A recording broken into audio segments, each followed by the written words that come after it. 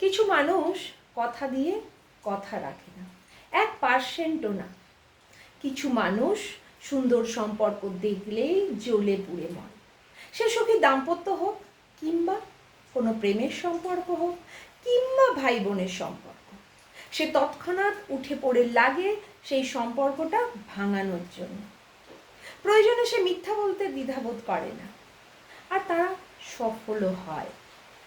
আবার এই সম্পর্ক ভাঙানি মানুষগুলোই যখন সুন্দর মুখোশে সজ্জিত হয়ে সুন্দর সম্পর্কের বিজ্ঞাপন দেয়, পাশে থাকার প্রতিশ্রুতি দেয়, আর কিছু ভালো মানুষ তাদের সত্যটা না জেনে বাহবা করে, তখন কেমন যেন হাসি পায়, কেমন একটা অদ্ভুত লাগে। মনে হয় আমি বোধহয় বড্ড বেশি সংবেদনশীল। আসলে মিথ্যাচার এই যুগের অস্ত্র।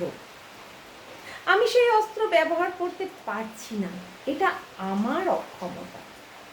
আর সেই জন্য আমি বিধর্মী।